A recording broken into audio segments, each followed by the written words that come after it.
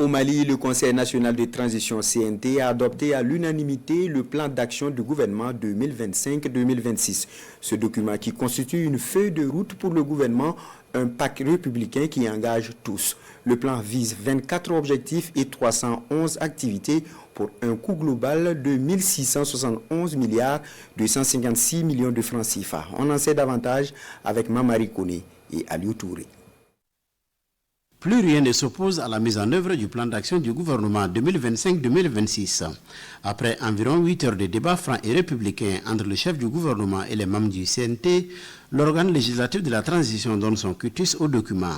Les membres du CNT saluent la clarté, la qualité et la vision du document. À l'issue du vote, le plan d'action du gouvernement a été plébiscité 128 voix pour, 0 contre et 0 abstention. Le PAG 2025-2026 est désormais un socle commun, un pacte républicain qui nous engage tous.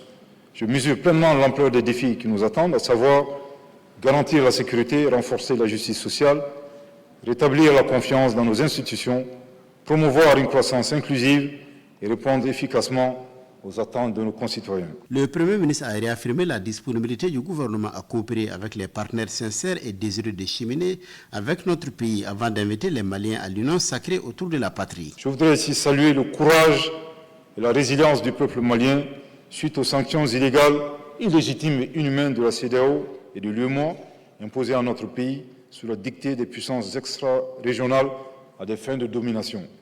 À cet égard, je voudrais ici inviter les Maliennes et les Maliens de l'intérieur comme de l'extérieur à l'union sacrée pour construire le Mali croix, que nous voulons dans une synergie d'action incluant nos vaillantes forces armées et de sécurité, à qui il me plaît de rendre tout l'hommage qu'elles méritent. Les débats menés autour du plan d'action du gouvernement révèlent, selon le président du CNT, une certaine diversité de préoccupations légitimes de nos compatriotes.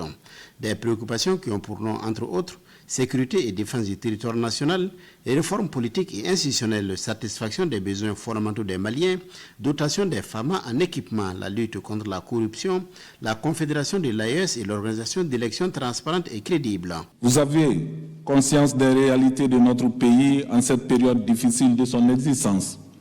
C'est sûrement pour toutes ces raisons que vous avez réussi avec beaucoup de pragmatisme à mettre au cœur du plan d'action du gouvernement 2025-2026 les différents axes majeurs pour répondre aux défis de l'heure, et cela conformément à la lettre de cadrage du président de la transition, chef de l'État, le général d'armée Assimi Goïta. Je voudrais vous exhorter de même que votre gouvernement à renforcer davantage les acquis et à poursuivre les efforts partout où cela s'avère nécessaire pour le bien-être de nos compatriotes et la réussite de la transition. Le plan d'action du gouvernement 2025-2026 est bâti autour de 8 axes qui tirent leur légitimité de la lettre de cadrage du président de la transition. Il renferme 24 objectifs, 72 actions, 311 activités et 408 indicateurs de performance.